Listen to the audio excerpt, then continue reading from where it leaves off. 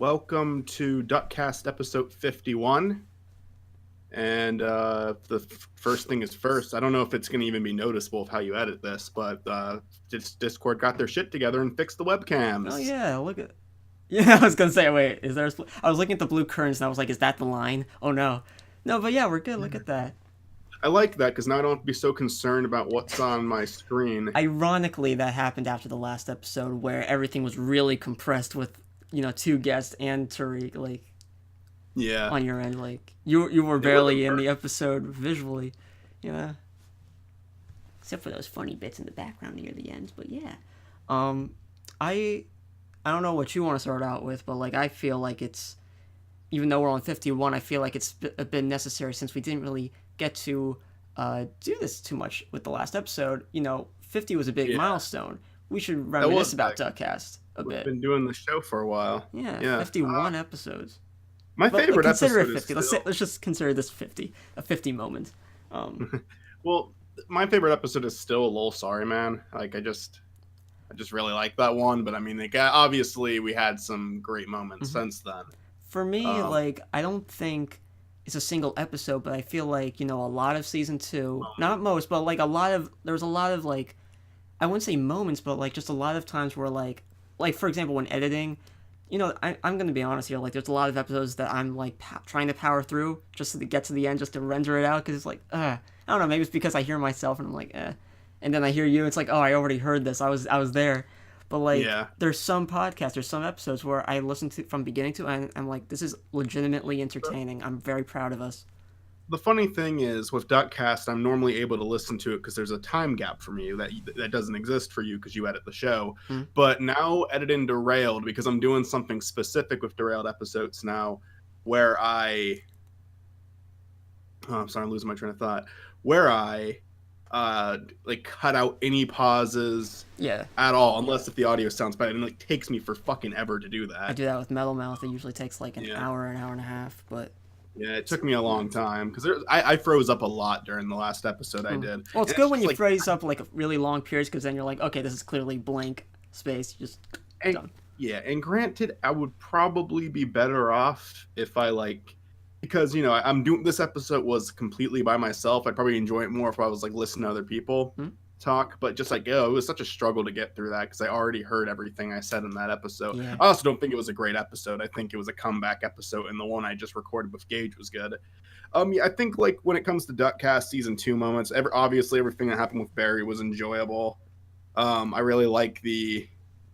I know this is like self-indulgent, but I liked the drunk montage I sent you from the Beer Craft Festival. Yeah. And I like just like stuff like that, plus like the little protest that was going on at our school, and I sent you footage from that. Just like having like little video bits. I feel like I wish I would have kept doing that. I just really like the flow with a lot of the episodes, getting from like topic to topic and like executing delivery well. I think like a lot of times it's like I feel like with both of us, like with our losing of trains our thought and all that, I English that horribly, I realize, but like a good example, I guess. But like, I don't know. It's nice when you get to acknowledge that, like, yeah, we have some talent sometimes we can show off, speaking wise, for two people that went through speech therapy. So yeah, pretty neat. Yeah. No, there was a lot of great moments. I'm sorry, this is like important when I'm responding to right text now. Your girlfriend. It's fine. No, like she better than me, huh? I like was ignoring it for like a little bit to talk to. I was like, I gotta respond to this. It's important. Yeah. Just bad time. It's fine. We'll just edit it out. It's all good. Just like the audio with your episode.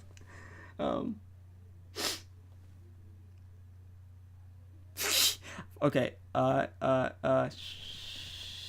I feel I should have had something to come to the show with for these blank moments, but oops. I do have notes, show notes. One of them I'm not going to do anymore because I don't know why I thought it would be interesting to talk about. This is a small one. I got sick like 3 times this month. Yeah. January wasn't a fun month. I like just so many things, so many crappy things happened. And just today, like just last night, actually, I walked in my room, my TV fell over, and I was like, oh, I put it back up, and I was like, it looks fine. Like I checked for any damage, looked fine. Turn it on today, yeah, it's broken. You didn't turn it on when you put it back up just to check? No, it was late. It was late, and I was tired. It looked fine. I was like, it's probably fine. Fine. Like it didn't. The fall didn't seem like it was that bad. It was on the floor. It wasn't like it fell from like a shelf or something. It was on the floor, Big screen and it or just like tipped over. 15, 20 inch, whatever. It's a big screen, but like it really like there wasn't a loud noise. I just really thought it was fine. I looked at the screen and didn't look damaged at all. But yeah, it was pretty fucked up. Oh no. But yeah, I got like this horrible stomach virus. Again, this is like the 5th time in my life I've had it, and it is just the most unbearable pain you can possibly imagine. That's a stupid thing to say, obviously. Obviously, there's like worse pain out there than that, but it's the worst pain I've ever felt, and I've had it. This is the 5th time. This was actually weaker than the other times. It was still miserable. I was still on the bathroom floor rolling around for like 3 hours. I had like a 2-hour long fever dream that I was in the fucking Fractured Butthole game because I just beat it. I still haven't downloaded that. I was talking to Austin about that because Yeah. we've had like so many fever dreams where it's just ridiculous, and it's they're not enjoyable, by the way. Like even if they sound funny, like they're the most miserable experiences you can have. I've had so many fever dreams just when I get sick like that where it was a bad night. But yeah, I spent half of January sick. I just remembered one dream I had last night, and I never remember dreams. It was like, it's a short little thing, but I found it very interesting. I don't know, I feel like maybe someday it could be like, I don't know, it could be like in a film or something, I don't know. Like just, maybe someone's taking it, I don't know. But like, let me try to remember as much as I can. Or like, of the little bit that there was, like, okay, so I was with someone, and we met another person. I apparently was like the mutual friend these two people had never met, and I'm like, "Hey, this is so and so," and they're like, "Hi, nice to meet you," and then they went through this whole thing about how they did this and that as if they had a past together when they just met, and then it's like, "All right, nice seeing you," but it was very, I don't know.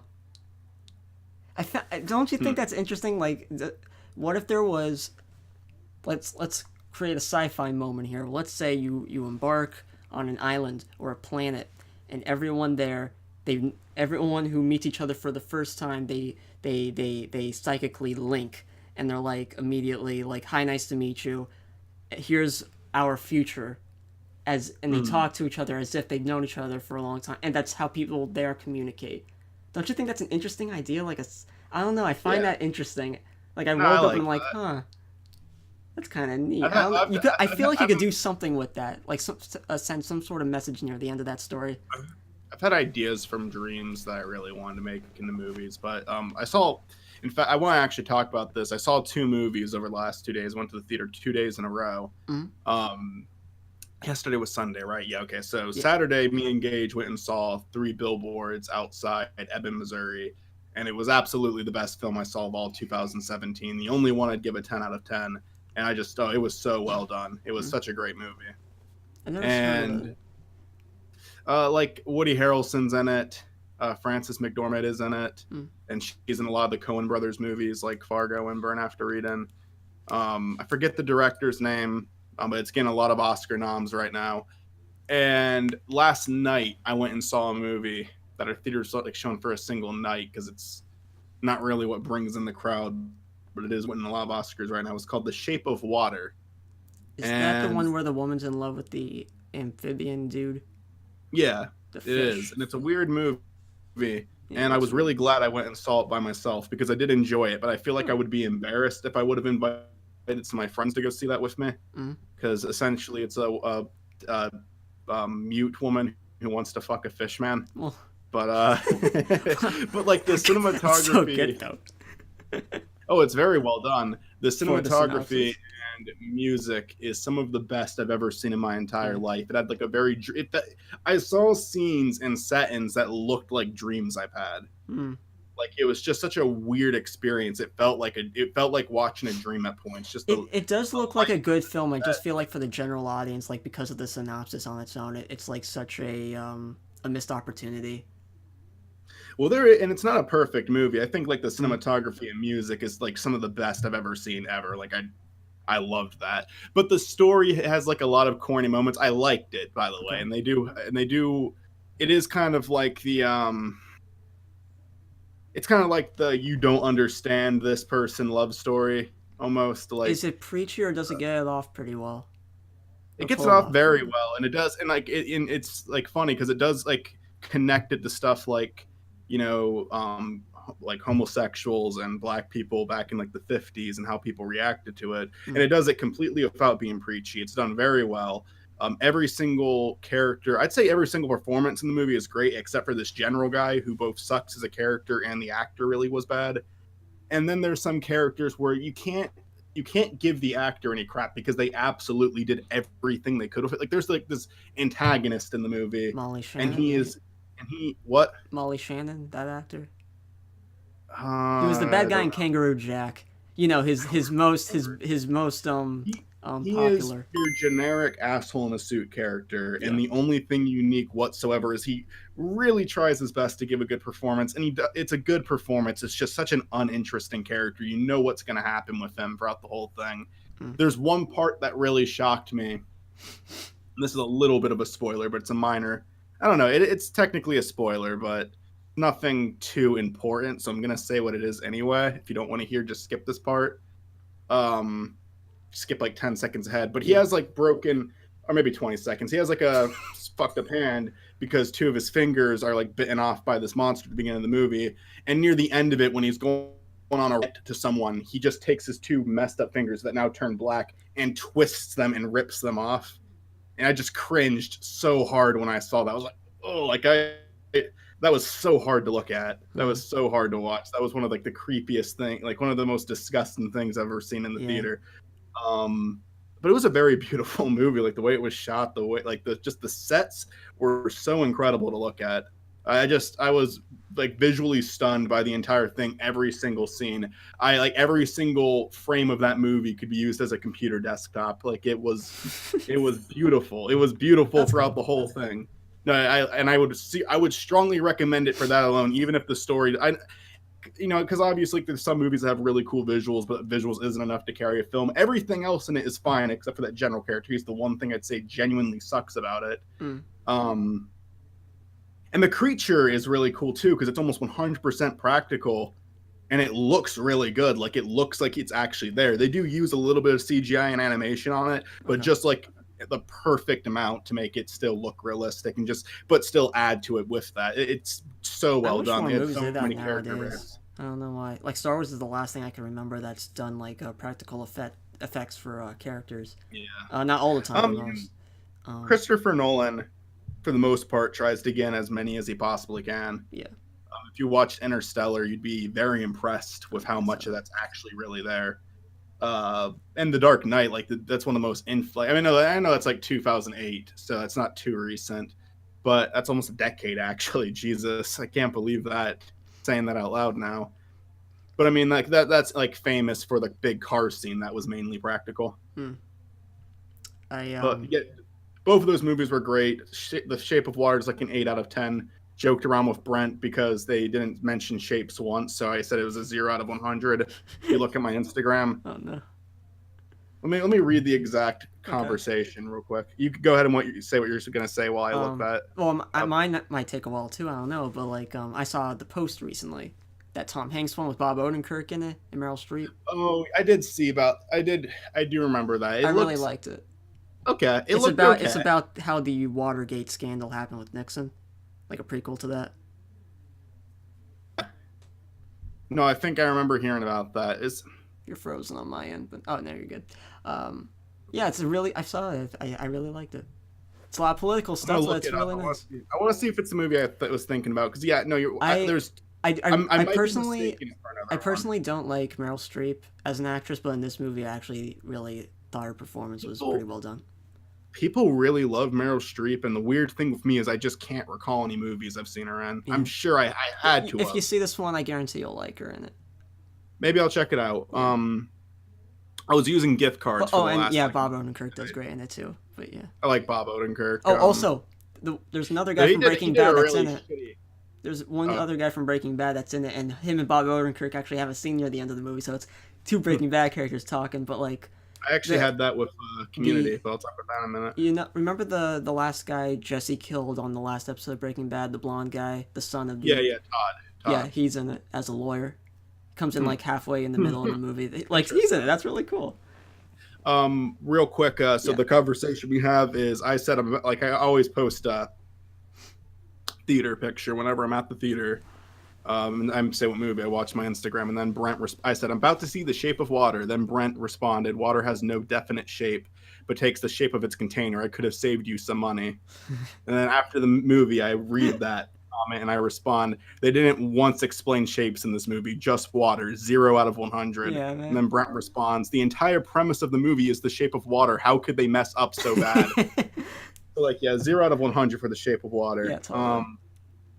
No, the post. I mean, I was gonna look that up because like you mentioned Nixon, so I should be able to get it just off of that. But I'm trying to see if that collides. I'm trying to think if the movie in my head is that same movie or if they're two separate movies, because I can't remember if Nixon was involved in the other one I'm thinking about. But I remember. I honestly, I wouldn't say it's like a perfect movie. I would give it an 8 out of 10 personally. I think yeah, I think the actors do well. I think the writers they did enough research on everything. They actually put in some like actual audio tapes from like some personal phone call. I thought it was some personal phone calls that Nixon had years ago, like about the Watergate. Like they used that audio at points in the movie, and it was like it was I don't know, it was really good. You know who Alison Brie is? She was one of the main people in that movie. Alison Brie. Young. You know what though? There's like, other than Meryl Streep, there's not too many leading female characters, which was kind of the one of the messages in the movie about like men overpowering women in the movie. That was one of the messages in the movie, one of the topics. Mm-hmm. So there wasn't that many leading women other than Meryl Streep that I can remember. Alison Brie was in that, and the thing is, she was in Community. And I really love Community, and I'm almost done watching it. And I was actually about to say there's a little bit of crossover there too, because for the entire the show really does take a downfall. I think it's still good, but after the 3rd season, it peaked. The 4th one, they kicked Dan Harmon off the show, and then messed a lot of things up. And he's co-creator of Rick and Morty, by the way.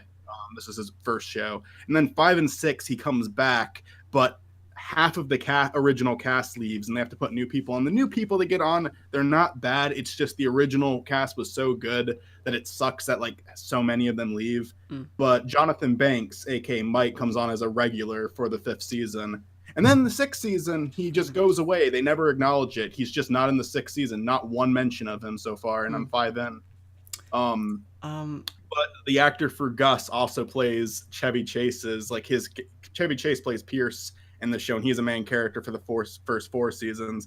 But the actor for Gus plays his half brother in several episodes. And Vince Gilligan even cameoed in the 5th season. He had an appearance. I just remembered something, by the way, when you mentioned Bob Odenkirk. I don't know if you heard about this, but about The Incredibles 2 coming out, I think this year. Him and Bob Odenkirk. Bob Odenkirk and the guy who played Mike is who you Jonathan said. Banks. Yeah, they're both in The Incredibles too. Cool. Voicing some roles, I forget. Bryan Cranston is about to be in the newest Wes Anderson movie, Isle of Dogs, which I keep seeing the trailer for because they keep playing it to be it's the first trailer every single time I go to the movies now. What was that last movie he was in with Jennifer Garner? He was like spying on his family. Remember that trailer? Are you talking about Bryan Cranston? Yeah, Bryan Cranston. When it came out last year or the year before. I don't know. I love him, but he picks so many shitty movies to be in, I think. I see him in so much garbage. I just can't. I can't really say about this one movie. I only saw the trailer, but I don't know. I like Bryan Cranston a lot. Don't get me wrong. He's given Walter White was one of the best performances I've ever seen in my life. And Hal from Malcolm. What was that? Also, what was that one movie where he was undercover as a gang boss? It was based on a true story. It came out a year or 2 ago. Also, I don't know. Yeah, I don't know. The last bad one I remember him in was the one with James Franco, but that came on I think a few weeks ago. I just changed the channel randomly and he was on it, and there was just I saw it for 2 minutes. It was so bad. It's a terrible movie. Mm. But yeah, I don't know. There's 2 movies Bob, that I've seen trailers of, recent Bob trailers, and Odenkirk. they look interesting. I don't know. Bob Odenkirk made an appearance in The Disaster Artist. And I like Bob Odenkirk, but like most of the celebrities in that movie, he did not belong in that film. Mm. He shouldn't have been in it. Alison Brie plays one of the main characters on Community, Annie, and she's actually one of the characters that stays till the very end. But I saw her in The Disaster Artist too, and she actually had like a role that went beyond a cameo. And I really like her in Community, and like this is the only time I've ever seen her do a role that was supposed to be serious. But I thought she was just awful in The Disaster Artist, and she's a great on Community Look at Alison Brie. I don't remember what she looks like. And they say that comedy is a lot harder to do than drama. But like I just feel like I did not enjoy her at all in The Disaster Artist. And again, not a huge role, but definitely goes beyond a cameo. Really, James Franco was the only thing that movie had to offer. I don't remember. Dave Franco wasn't bad. She's the spouse of Dave Franco, apparently. That's what Is she really? It says on the internets They were dating and as of 2017 it says. Their characters were dating in The Disaster Artist, so I guess that explains it. I don't think I've seen her before though. I really love her just from Community alone, but I'm yet to see. That's the only other thing I've ever seen her in, and I hated it. She was apparently in BoJack. Oh, okay. Which character? I'm about to look up. Whoops. Screw it, I'm gonna go to her IMDb. I'm gonna stalk her. So many of the people on Community are great, terrible. but so many of them like seem like they would only be great on Community. You know the woman from Drake and Josh, the black one that works at the movie theater? Yes. She plays Shirley on Community, and she's a main character for the first 5 seasons. The last one, she was written off and only got a cameo in the first one. I haven't seen her since then. That really stinks to be in every single season of the show but the last one. I think I heard it was like family issues. That's why she left for the last season. It says she's on BoJack on Google search. IMDb says nothing about BoJack. I don't know. I'll look it up myself later. I think that, but yeah, Community. Right. The first season's good. The second season is one of the best seasons of television I've ever seen in my life, and it's just I loved every second of it.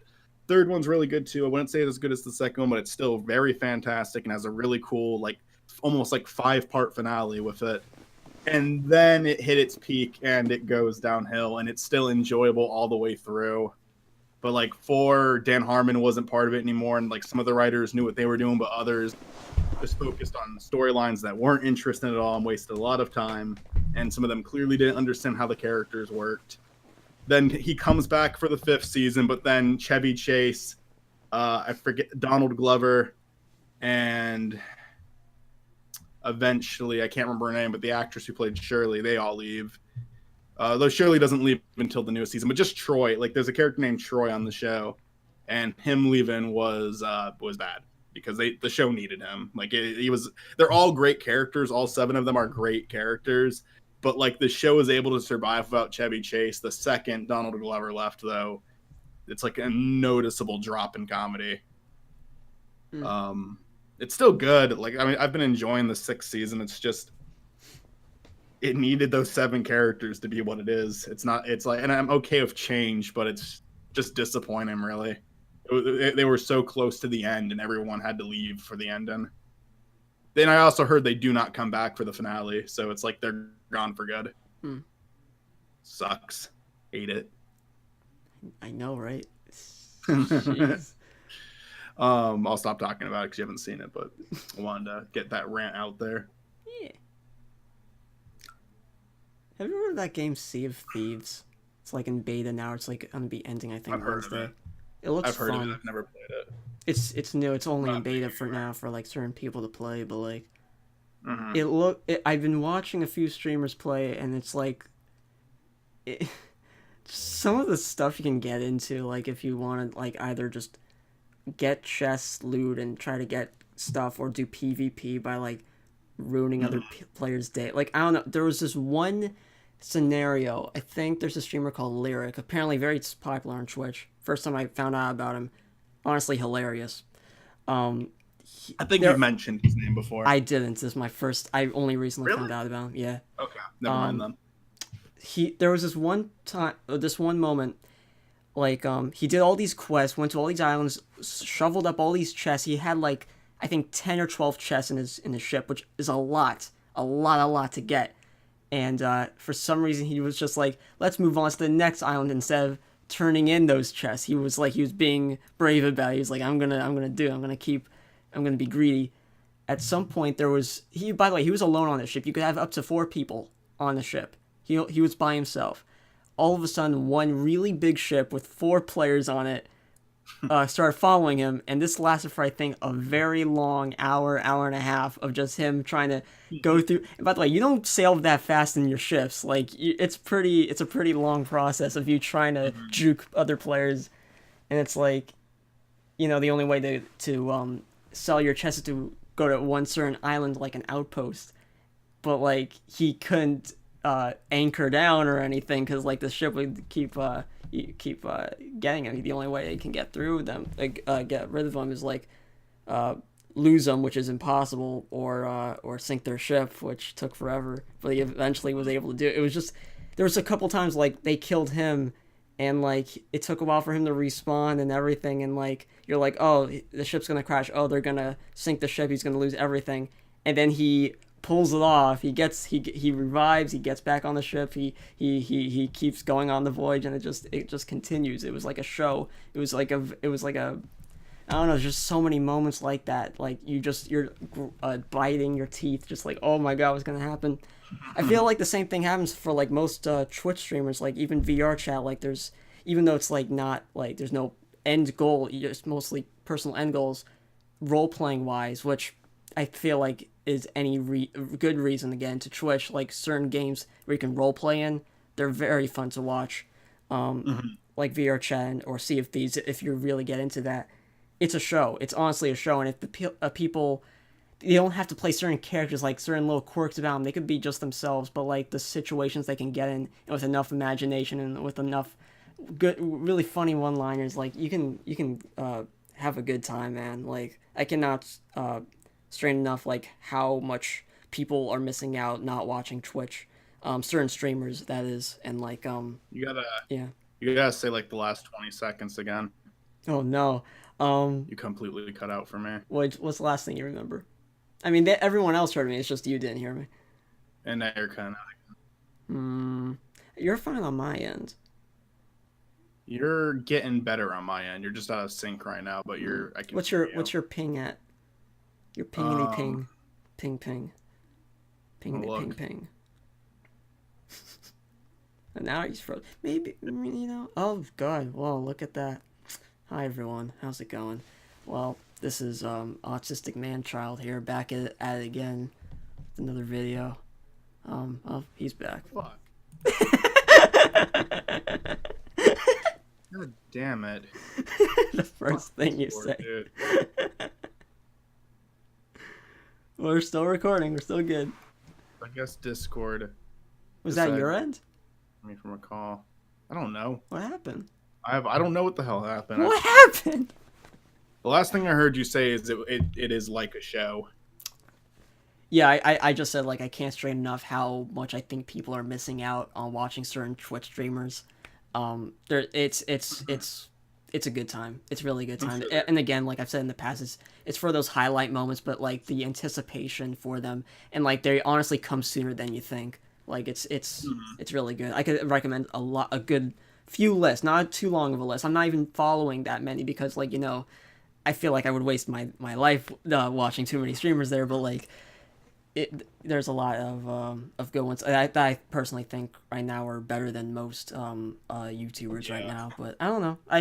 YouTube nowadays is like kind of going down here, I think, in quality of like content. Even H3H3 is getting a bit overwhelmed morally, and I don't know. It's a bit complicated. I think Twitch right now is I think I heard like Markiplier and Jacksepticeye have moved to Twitch. I don't think they're completely going away from their YouTube channel, but I think they have. Yeah, I think I saw Jacksepticeye on a few days ago on Twitch. Now that I think about it. And you're cutting out. No. Well, Discord. 30-minute episode. That was the peak. That's what we could get to. Mine is fine right now. All right. Well, mine is too. I mean, you're coming in fine. I don't know. So what do you want to talk about? Yeah, I was just gonna respond to that with YouTube. I think that there's always gonna be good stuff on the website if you actually look for it. But that's kind of like with everything. Like every year, you have obnoxious people saying that there's no more good movies. Hollywood has ruined everything. I think by your own bubble of things that you've subscribed to, or the channels that you not subscribe to but you check back in on every now and then, your bubble of what you usually daily check on YouTube.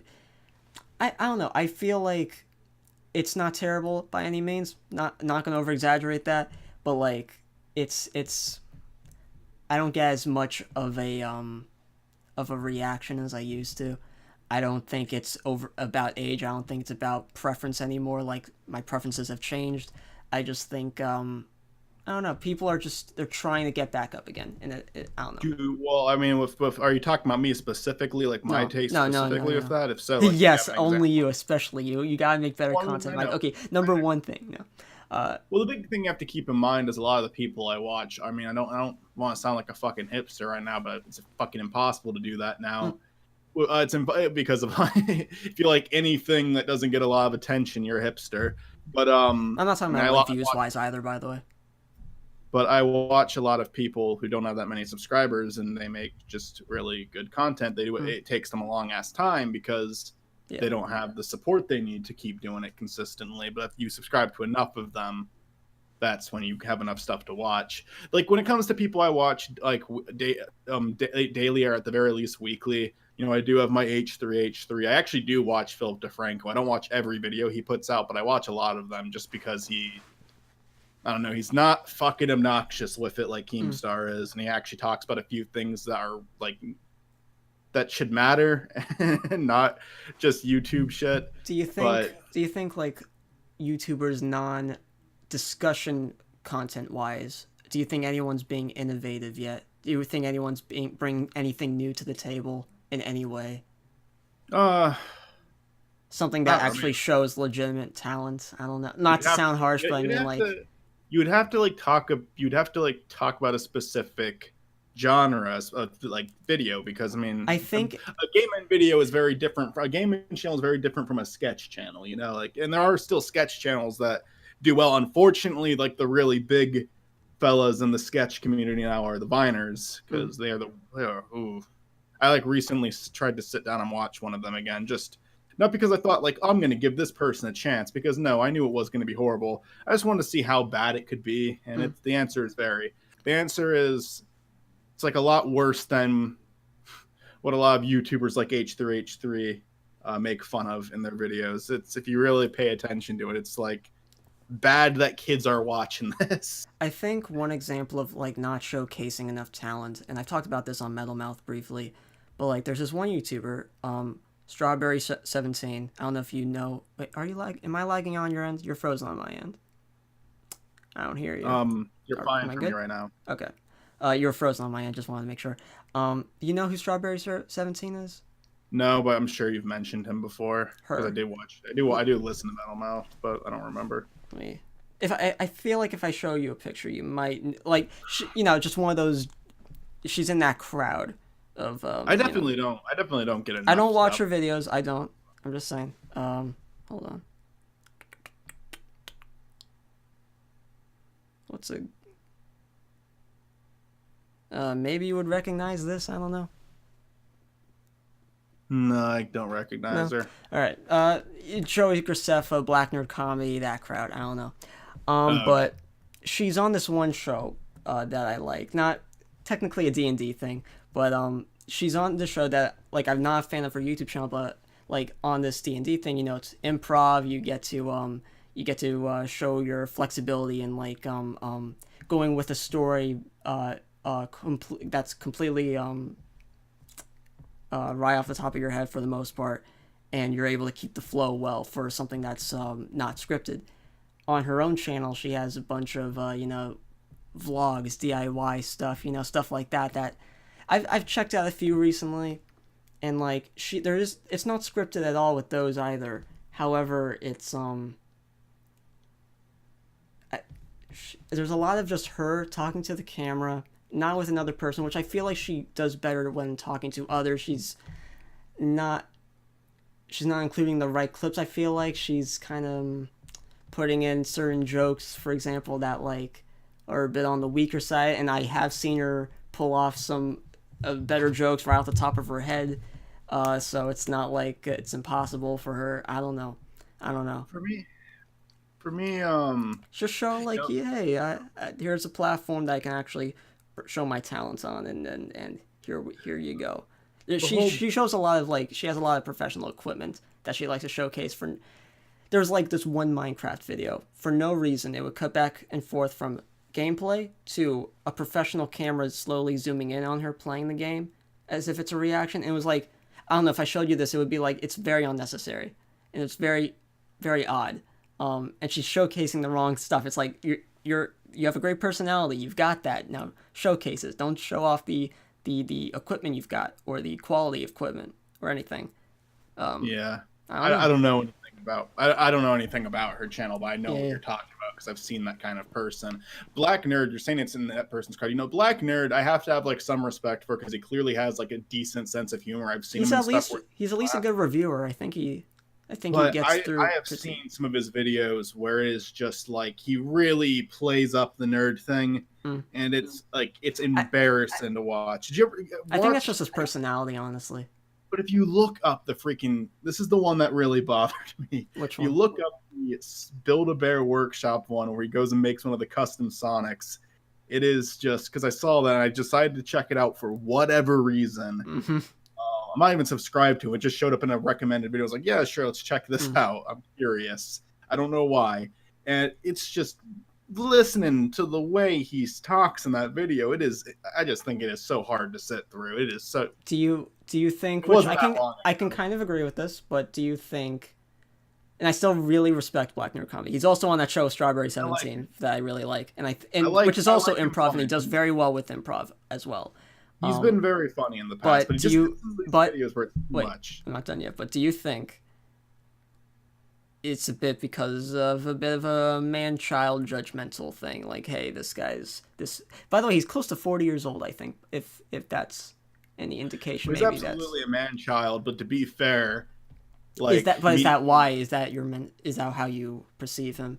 Not meaning to, but is that how it is? By it sounds stupid to say this, but by definition, me and you are both man children. Yes, but they're more so.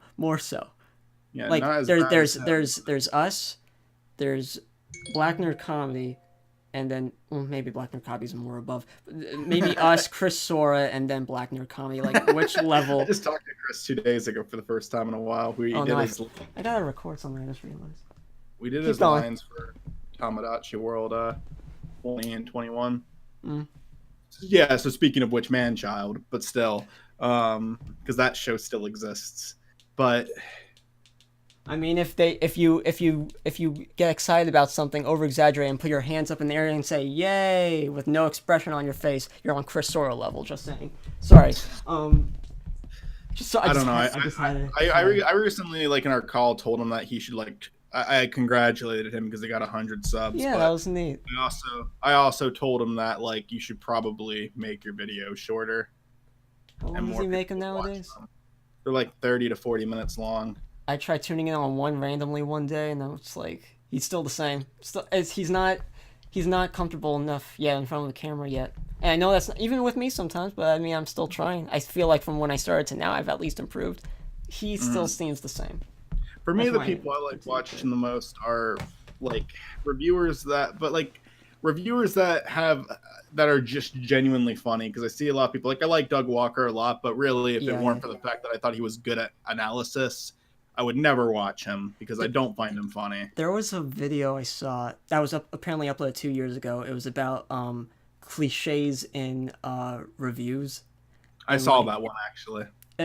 All the comments were like, "This is pretty much a nostalgia critic to a T." Like, yeah, it's kind of sad. I mean, I don't give Doug some crap things. for that. I agree with a lot of the video. Just to quickly sum up this, but like I feel like some things were more preference.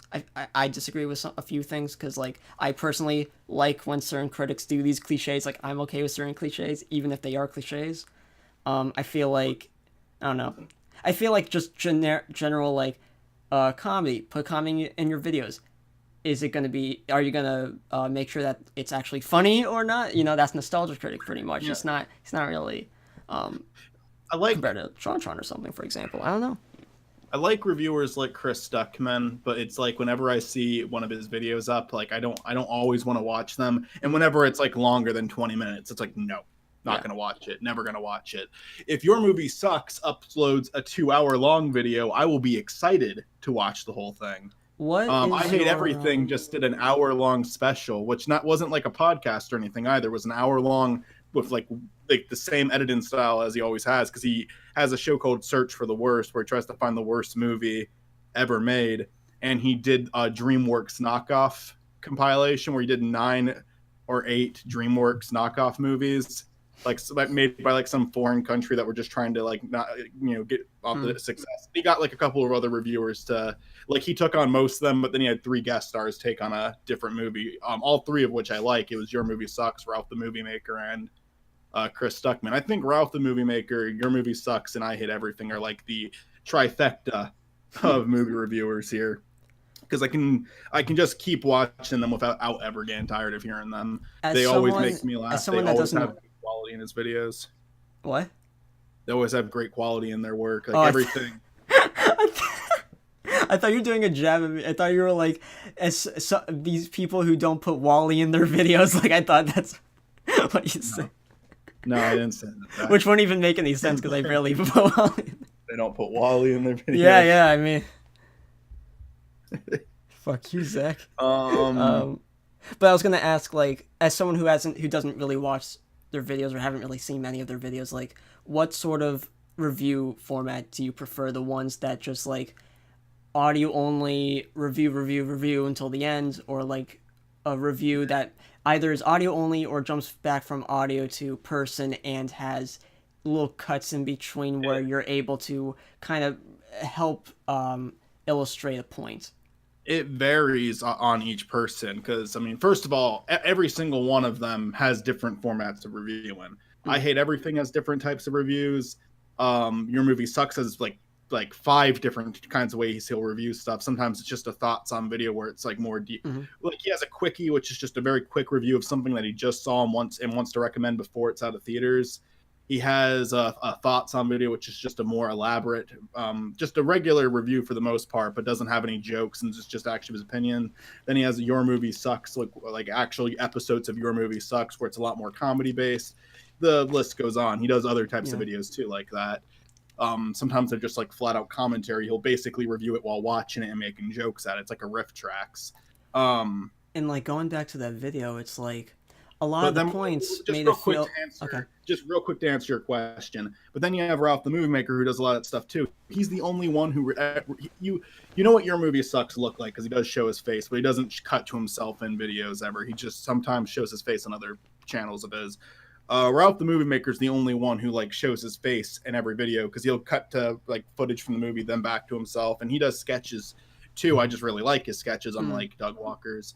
And then I Hate Everything never really shows, like, someone leaked a picture of him, but for the most part, like, he's never shown his face before. He like didn't think it was necessary. I don't think that really relates though. What? I don't really think that relates though, don't you think? I'm saying it relates because you're asking which one I prefer. Do I prefer? No, I just mean like, format wise. I know. I'm not talking about like, if that's just I was just mentioning that Ralph is the only one who does it, but I like that equally to the other 3. I think Your Movie Sucks is my favorite of the 3, but then like Ralph and I Hate Everything are tied. And I mean, I like them almost as much as I like YMS. I could listen to like a big podcast with YMS, and I couldn't for the other 2. For them, they have to edit, but yeah. But yeah, I like them a lot. But for me, it's just you have to be a talented person, basically. Doug Walker is a talented at doing an analysis. I do not think he is a talented sketch comedian. Yeah. Chris Stuckman is. I feel like skits are good as long as you use them to illustrate a point better. Like, I don't know, he kind of does it just to give Tamara and Malcolm a paycheck at the end of the day. It seems like and that it's I would like it for them to have a purpose as well as the skits in general. That one video again, like they I think what they point out, whether they really hate the cliches or not, they just point them out, and I feel like it didn't really get across as like some cliches are okay to have. I really do think it's just preference, and I really do think that in certain ways it can be done better than others. As someone who's trying to currently bring back a review show, trying to make sure like I'm getting my head in the right place, not trying to give into other people's opinions about how to structure a review. Like for me, I can't do just a review thing without any sort of. I want some sort of personality to. I want some opening, some kind of like leeway to eventually, if the opportunity ever comes, to get the show into a place that not many people would see coming. If I got the opportunity, like enough people and enough whatever. I think that you care enough to let that happen. I think with Doug Walker, another huge issue is I think he cares a lot, by the way. I'm not saying he doesn't care. I'm saying that he tries to write these huge-ass videos every 2 weeks, and it's not enough time to do that. Ironically enough, when he used to do one a week. I don't know. He's Different. got some fun ideas. I like... What's that last Christmas one where he fought the giant monster? It was a fun idea. Yeah, that was good. That was funny. Yeah. It's not that he's completely incapable of being funny. It's just he normally isn't. And so I think when he is, it's when he's doing something simple. And even that, like, sometimes it's like sarcastic remarks. Sometimes, like, I don't know, you know more about me than the writing process with Nostalgia Critic more than me, but like, don't you think? I think Rob Walker has some input with some of the skits as well. And it's like, isn't he also the blame? It's not just one Walker brother there. I'm sure it's both of them. I'm going to say Doug Walker because he's the face of the show. But I mean, really, that could be blamed on everyone there. I think that, I feel so mean for saying this because I always like try to picture, like, if I was in a position where that person could actually hear me say it, I would feel bad. But I think Tamara is very horrible to listen to most of the time. I think she seems like a very friendly person. But like the Tamara's Never Seen series. That one's unbearable. That's like so horrible. But I think on Nostalgia Critic, she's like pretty bad most of the time. She has a few characters. I think like the only character of hers I can stand really is the drunk mom character. And that's because it's like a calm character. She does calm well, but whenever she has to be like giddy and shout a lot, it's just like she doesn't have a funny shouting voice. She has a very annoying shouting voice. It's very cringeworthy to listen to. But she's good at being calm. She's like, there's calm comedy and there's obnoxious comedy. She is not good at the obnoxious comedy. Is just there's funny characters who shout is basically what I'm saying. There's funny actors who can shout and it's funny. Going way back, Bryan Cranston is a great example. Everyone on Malcolm in the Middle is a great example of that because they all shouted, but it was funny. They were. You know, good. I never really thought of that, Tamara, but you bring up a good point. I never thought of that. She does shout a lot. Tamara is god awful to listen to when she's shouting. Yeah. I think her voice is very annoying. When she's calm, I'm fine with her. Yeah, but really, I am. I never focused on that too much. You bring up really. I'm not gonna stop forgetting that. Thanks. You made the reviews way worse for me. No, I just skip her. Like she'll have like a couple of seconds, and if it's bad, she gets skipped.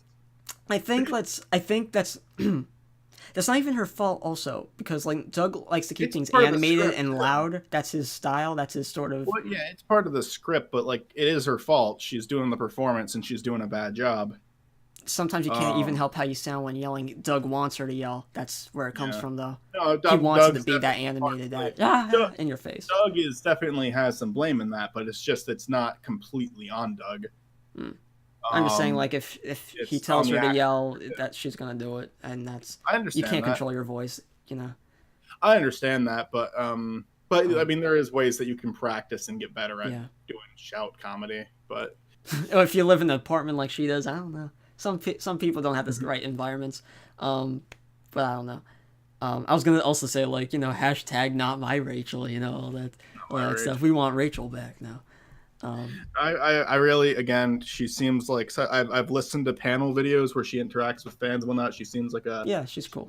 she seems like a sweet person. It's not anything, obviously it's nothing personal because I don't know the person. But fire her. No. I find her unbearable when she's shown. Whenever she plays, like again, the drunk mom character is legitimately funny sometimes. She's not untalented.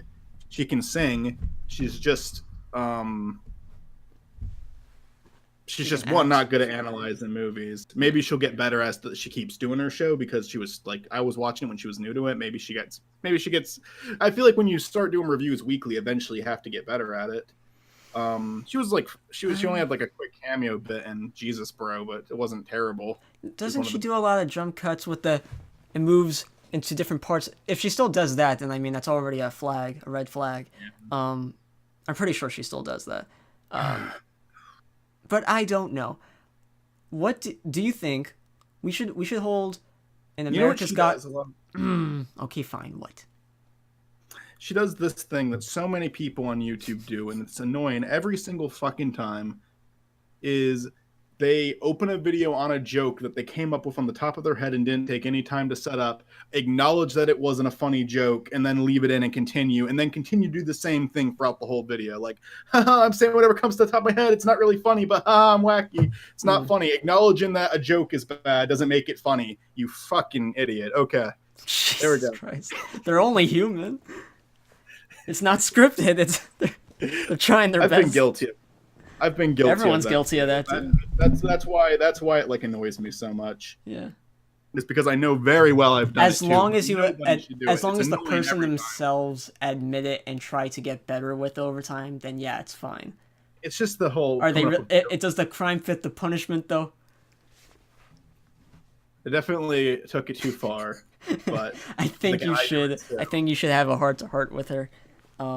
If they listen, if they did end up ever listening to this, which I know they won't, obviously, but if they ever did, because like maybe I'd get like a pass of it because I ended up saying, she's a very sweet person, she does have some talents, and then I say that, and it just kind of like takes it all away. Yeah. I was exaggerating there. I think Tamara Chambers is the worst nostalgia critic. She should get fired now. And what we should do right now as a segment, we should hold our own America's Got Talent for the next Tamara Chambers for nostalgia critic. Let's go. Who do you think we should audition first? Has to be an internet celebrity. We need to fill in the gap. We need to find that extra bit of icing on the cake. Nostalgia Critic's got the cake, but no icing, not even a strawberry on top. We need it. I don't know. I can't think of anything. Astrid Clover right off the bat. Let's do it. Let's just fly her all the way to Chicago. She's a funny person. I like her. She's not her. She's a guy in a girl suit. Clearly. Oh, okay. Well, I wonder how much flack I'm gonna get for that. None, because no one's gonna watch this. But if people did. Yeah, I don't think you'd get any flack for that. I don't think you said anything that bad. I just said something about people who dress as the opposite sex. That is you didn't say anything bad about it. You just made a joke saying someone was that. That's all you did. I don't even know what I think I would argue it's a bad joke because I don't know what you're basing that off of. I don't know what the joke actually is. I think we're doing what I was just criticizing. Let's just forget it. Forget it. Because I'm not sure now. I'm not sure because I completely forgot what I said. We're talking about YouTubers though, way back, and like whether or not you think like really any of them have stepped it up at all. I think gaming wise, there's always people finding new creative ways to do it. I think Video Game Donkey is a great example of that. But Let's Play. I've seen channels like him though. I don't know. If you watch, I mean, there's a good variety. I mean, it always comes down to the personality. He's unique because of his own personality, and that's you can't argue against. That's just how it is. And I think Germa's another one because I mean he had like Germa. He had like the whole Germa Rumble thing, and then he went out like it was just like done through like the WWE game for like the first 3 videos, and then he went out and did a live action version of it. Like, he does a lot of creative stuff. He has tons of characters from his videos because he like sometimes they're just regular little Let's Play videos, but other times he just like completely does like tons of editing, adds voiceovers to it. Castle Griffin, I think I've sent you. There's this one YouTuber who I used to watch. I'm not gonna say the name. I feel bad, but like he's someone who's like over 400,000 subscribers, but at some point he stopped making videos, and like he's still uploading very rarely nowadays, but they're not getting in the those kind of channels where they used to be big. And no, you would not know the channel, honestly. There was a point though. This guy, by the way, many times over the last many years has constantly said, "Here's my comeback. Here's my comeback. We're gonna do this. We're gonna do that to bring this channel back or bring the brand back." Right now. No, it's not someone you know. I swear to God, it's not. Well, if it's 400,000 subscribers, I might, but Drew Molina. I don't know. Yep. But like, so I was gonna say Make Me Bad 35 does that a lot. no. They're. I just said the name now. I know you did. Yeah. Why'd you do that? The guy who he for one of his comebacks he tried to do like he used to do a lot of skit comedy. He had a lot of characters. Yeah.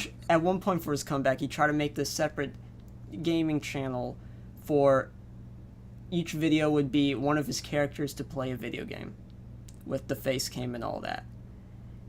And looking back, the characters were pretty awful. One of them was him dressed up as a woman. He did the woman stereotype stuff. There was one of him as a cowboy with a redneck accent.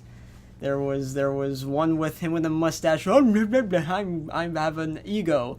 Just a bunch. You put characters with that like that, and you put them playing video games. And that channel didn't really last that long. And yeah, so it's just. There's ways. Richie as well. A few days ago, I saw. Apparently, I didn't get some in my subscription box. He did a Ugandan Knuckles video, a meme video, a month after the meme was a thing. No, I saw that. It was bad. I don't know. Richie's just. And did you see the comments though? This really pissed me off too. There were legitimate comments of people, critiquing the fact that, hey, Richie, maybe you shouldn't do these meme videos. Maybe you should, do other things, or other things that like are kind of obvious. And all that he would say every single time in all these replies was, do you know the way? But I did not know the way, or blah, blah, blah, blah, blah. Like, just constantly making it as a joke and not confronting the issue like he always does. Look, my whole thing with Richie, and it's going to kind of I hate to say this again, but it's like, it's a recent thing. I can't let it go. It's so dumb. I don't know. Like, look in the comments section of that video. Like, it's very disappointing. It seems like it's a stunt to get a few more views, but he was too late with it. It is. It's not like he's never done relevant stuff. Like, he's done the Gangnam Style, he's done Gentleman Thing, he's done Harlem Shake.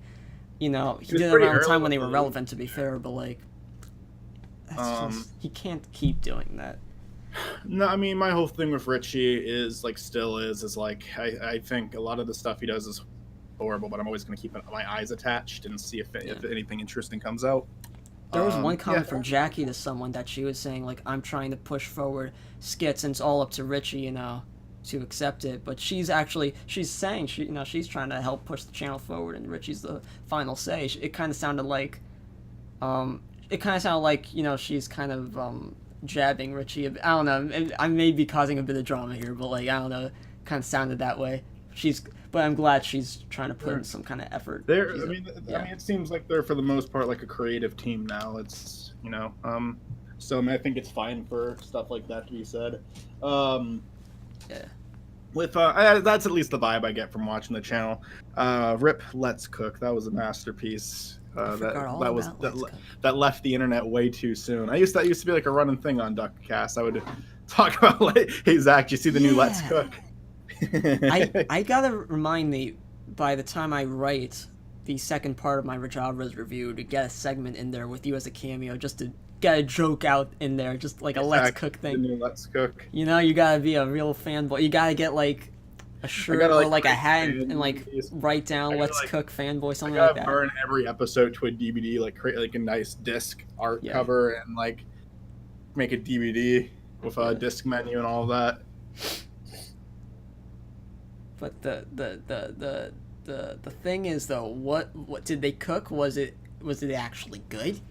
I mean, if it was, then you can't really give it that bad of a review. I mean, come on. Most of them was just them trying some weird stuff that they bought. Yeah. Oh, that they bought, so they're not even cooking. That's false advertising. It would be something like they had to. It would be like something they had to put together but it was just like very basic. Like they tried the Kool-Aid pickles, which was disgusting. Sounded disgusting, but I'm gonna heat up this they wanted pizza to in the try it. oven. Let's cook. Let's cook. But that counted as one of the things they cooked. Mixing. They should have gone. You know how every talk show has like that side co-host off on the side, not in the same shot. They just talk to. But they should have had like a really strong buff black guy. Just to I want to do it. Let's cook. I want to do it. You want to be the black guy? You want to wear blackface? Yeah. You want to be that? Wear blackface. I just gotta get like one of those tests done to see if I'm like 5% African American or something. What was that one South Park episode from the recent season? Like it was Randy trying to like make out with an Indian guy, so he got so offended, disrespecting my people. Like he just found out about it. Yeah, I love it. Love it. Last season was a bit all over the place, but to me there was like one great episode. We had an episode talking about that. We don't need to talk about it again, but yeah. I don't remember talking about it that much, but I'm sure we did. I think it's in the title of one of the episodes, a few episodes ago. Fuck. Idiot. Oh no. Yeah, so, I mean, like, with YouTubers like a lot of them kind of come and go with YouTube, and I'm fine with it most of the time because I think Richie was, honest to God, like the most disappointing one ever. Oh, yeah. Because I wanted him to keep going further, and it's just, I believe that he'll keep trying though. I mean, he's like, there's always big gaps in between when he does something cool again, but I believe he'll do something cool again. I really hope something sticks, but you never know. I feel like nowadays I just get a lot of IGN in my subscription box, and like the occasion. Oh, the Odd One's out too. I like the Odd One. Oh my god. I'm not watching that. That's like an hour and 46-minute video on a second channel of a speed run of Mario Odyssey. Yeah. All right. That's why it's on a second channel, Zach. God. I haven't watched Game Grumps in a while, but they're in my subscription box. I finally unsubscribed to them. Game Grumps. Like, yeah. Game of Grumpoos. Why? I don't dislike them. I just don't watch them. I'm not interested in them anymore. There's like a level of insincerity with the channel, honestly. Really? I think so. I'm not too caught up with I'm not throwing the whole like SJW thing out that some people do. I don't think that. I think that their fans have definitely influenced them. And I think that I don't hate them. I really don't.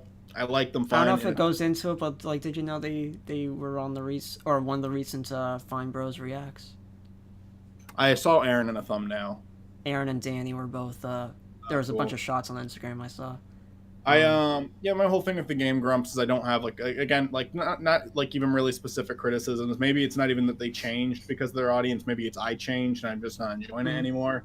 Like no like criticism. I haven't been enjoying it anymore, so I stopped watching, and I don't. They upload several videos a day. I don't need that in my subscription box. I feel like a few weeks ago I tried watching one or two of their videos, and like it's not like it was new from or not anything like too different from like what they used to do. It was like it's pretty much the same. I just didn't get hooked as much as I used to. I don't know. Like usually I would watch one and I would want to watch another because it would just be so addicting. It would just be so hilarious, and I don't know. It's fun to hear them just talk and Dan to laugh and Aaron to make those stupid naive jokes, and I don't know, but like now it's. There's a lot of people who don't sit with me the same way they used to, just as a whole. Like, I used to be a big fan of Peanut Butter Gamer and JonTron. And JonTron, I'm really trying to like his new style. None of them have gotten me in yet, but I am gonna keep trying with them. Respect that he. What's new with John? I don't remember. Like. Oh, he started changing his format. He's not doing gaming videos or movies anymore. Oh yeah. Well, I'm fine with that. I don't know. I haven't enjoyed them that much yet. The workout. I would like a game review, but. I don't know. VR Troopers, I never saw the show, but it was made by Saban, who did Power Rangers. I was always interested. I started watching that and I stopped. I'll have to like go back and try to check it out again. But like him and Peanut Butter Gamer, I just his videos are fine. They're the same thing they were before. Maybe that's why I'm not into them anymore. John, I really want to keep giving JonTron's format because he changed his format up a lot. He completely stopped doing video game reviews for a while and like stuck with movie reviews for the longest time, and I was fine with that. I still found them funny. I just like the flex tape video. A lot of people loved it. I couldn't get into it. Thanksgiving one I wasn't all that big on. The weird workout videos did get me to laugh a decent bit, and then the It's VR a good one. thing, whether you liked or disliked the flex tape one, also like it's at least good that like it got a bit of a viral kind of reach though. Oh yeah, like that's nice. Good for his channel, you know. Especially after all the fucking backlash that still exists. Perfect timing. But yeah.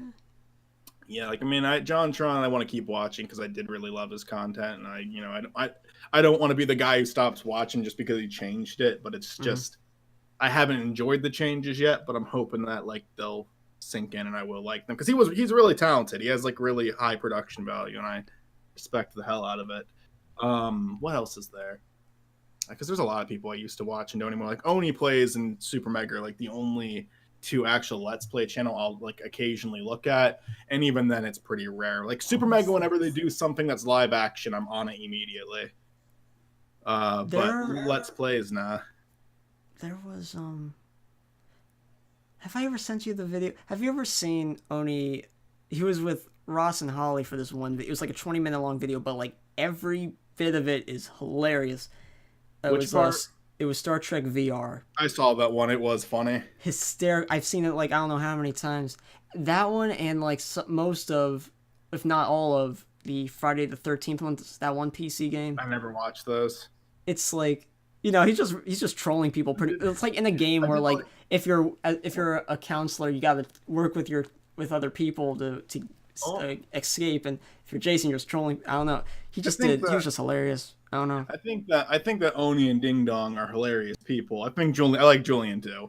I'm just saying like certain games, like again with like Twitch for Oni, it's like role playing wise, like he.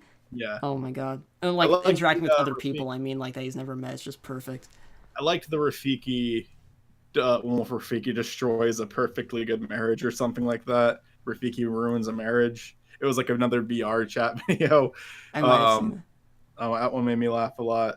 Ross has been doing a lot of streams on Twitch, by the way, VR chat exclusively, and they're hilarious. He mentioned he was going to do that.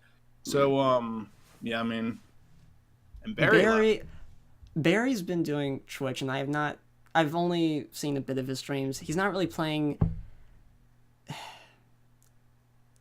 He's not playing interesting games. He's not playing anything that can hook a lot of new viewers. I don't know. I don't see any reason to gravitate toward his channel at the moment.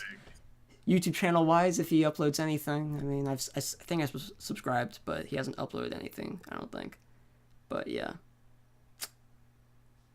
he's I don't know. I don't think Doodle Dudes is coming back. Didn't really watch too much of it anyway. Oh yeah, I think they canceled. I love Doodle Dudes. I think they said they canceled that, didn't they? Did they? I think I saw a video recently once. Was it Ross live streaming saying that, or was it a video? I don't know. I'll have to check. I think they said like I'm sure if I look it up with like that fucking conspiracy grumps page, I'm sure if I looked that up, I'd be able to find it. I'm pretty sure Ross said something though about. I'm sure. I mean, it's been over a year. I'm not surprised. Yeah. I forget the reason. I think I heard from what I remember, it was a good reason though. That made sense. I don't know. Yeah. We're nearing an hour and 10 minutes.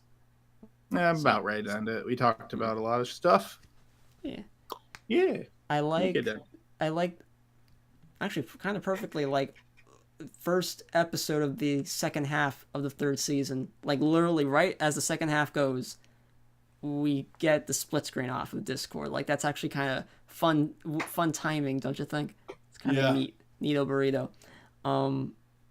So anyway, what do you have to say to everyone?